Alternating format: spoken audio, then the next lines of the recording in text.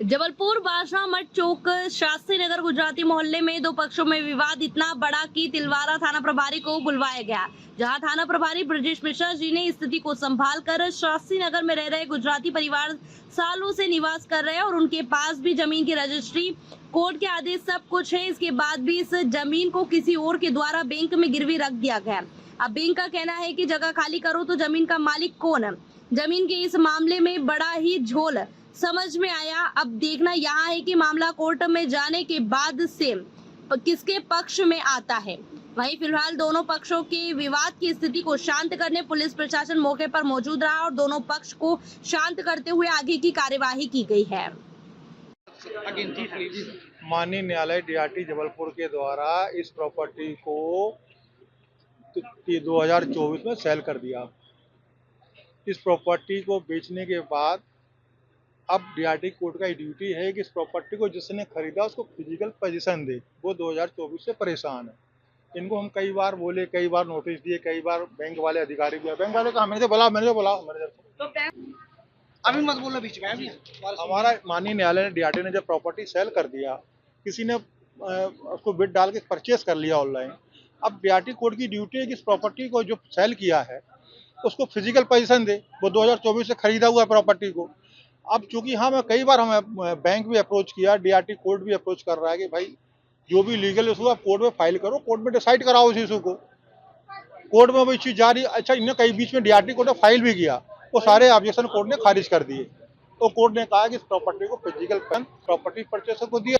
Collector ने किया, SP को आदेश किया, माननीय तहसीलदार साहब भी हैं हमारे, एसओ साहब, उन्हीं के पालन हम लोग कोर्ट के पालन में। आज क्या कार्रवाई की जाएगी? आज तो अलग है, और जो परचेसर है उसको पैसा देना है हमको। आज की नोटिस मांगे। नोटिस इनको हम दे चुके, पहले भी दे चुके हैं। किसका है, किसका है ये? क्या ये प्रॉपर्टी उमेश राजपूत के नाम से पोजीशन है यहाँ पर। पीछे वाला है, छोड़ो।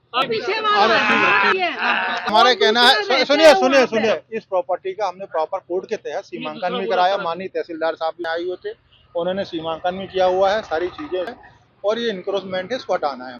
25 साल पुराना टैक्स भी कोर्ट में फाइल करे, वहाँ डिसाइड करे। कोर्ट का पावर, हमको तो पावर, हम तो डिसाइड करेंगे नहीं इस इशू को, कोर्ट डिसाइड करेगा। मैं कोर्ट कमिश्नर हूँ डीआरटी से, महेश पांडे एडवोकेट।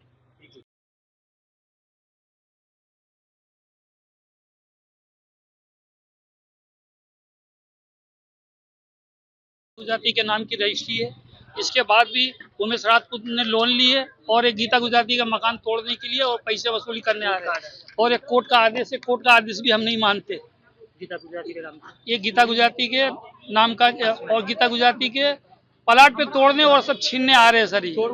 और आदेश नहीं है, ना आज की नोटिस है सर। इनका क्या कहना?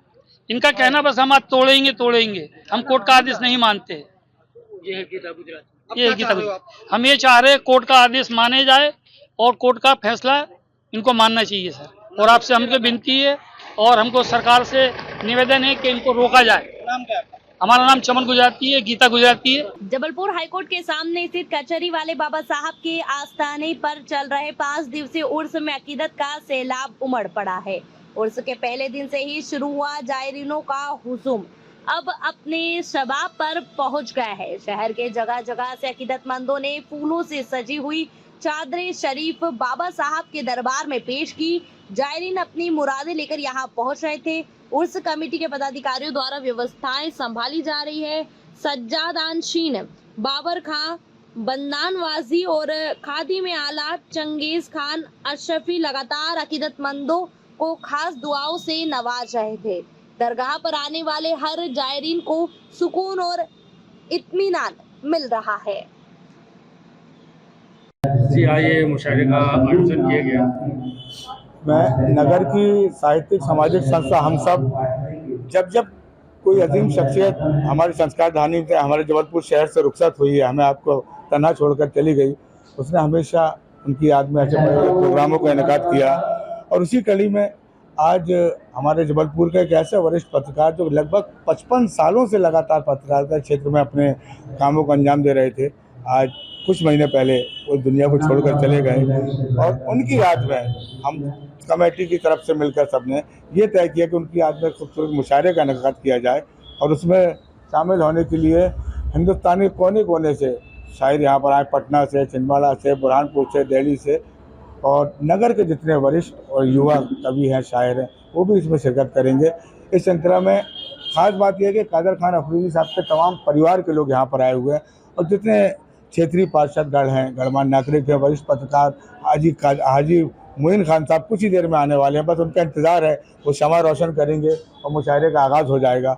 और संस्था का उद्देश्य ही है, जब भी कभी ऐसे किसी शख्सियत का हमारे बीच से जाना होता है, उनकी याद में इस तरह के आयोजन करके, ताकि हमारी नई नस्लों को, नई पीढ़ी को ये मालूम होते रहना चाहिए कि हमारे पीछे कैसे कैसे लोगों ने कुर्बानियाँ दी, अच्छे काम किए और उन्हें याद किया जा रहा है। आज ये आयोजन कहाँ पर किया गया है? ये आयोजन गोहलपुर पुराना पुल पर ये आज का आयोजन किया गया है और उसकी वजह इस आयोजन को किसी बड़े मैदान में भी किया जा सकता था, लेकिन आज जो हालात को देखते हुए उसको ये तय किया कि इसी हॉल के अंदर, हनफिया मदरसे के अंदर हॉल पर रखा गया।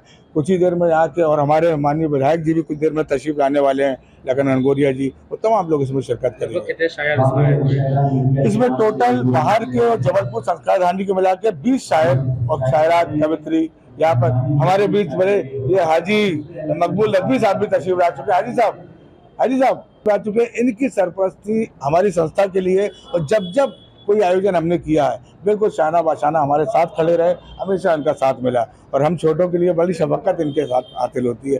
तमाम यहाँ के जिम्मेदारान सब यहाँ पर तशरीफ ला चुके हैं और आज हम याद कर रहे हैं कि रफ्ता रफ्ता राज हो जाते हैं लोग, एक शिकस्ता साज हो जाते हैं लोग, ज़िंदगी जब छोड़ देती है उन्हें दूर की आवाज़ हो जाते हैं लोग। लेकिन उस आवाज़ को हम अपने कानों में आज महसूस करेंगे। कादर खान अफरीदी के हवाले से मैं मन्नान फराज, इस संस्था का संस्थापक, और आज ये कार्यक्रम आयोजित हो रहा है। आप सब दुआ करें कि बहुत कामयाबी के साथ संपन्न हो। हज़रत सैयद ख्वाजा अमीनुद्दीन चिश्ती बाबा साहब कचेरी वाले रहमतुल्लाह अलैह के आस्थाने पे 5 दिवसीय उर्स का दौर जारी है, जिसमें आज उर्स का तीसरा दिन है। और तीसरे दिन जयपुर से आए फ़नकार कव्वाल हजरात नदीम जाफ़र इकबाल वारसी साहब दरबार में हाज़िरी पेश कर रहे हैं अपनी मंच पे कव्वाली के माध्यम से। और अभी 2 दिन बाबा सरकार का उर्स और चलेगा, जिसमें कल दिल्ली से आमिर आलिफ साहब साबरी अपना कलाम पेश करने दरबार में आएंगे, जो हाज़िरी पेश करेंगे रात भर सामने स्टेज पर। और 5वें दिन कुल की महफ़िल होगी। कुल की महफ़िल के साथ उर्स का समापन हो जाएगा। कादिम आला चंगेज़ खान अशरफी।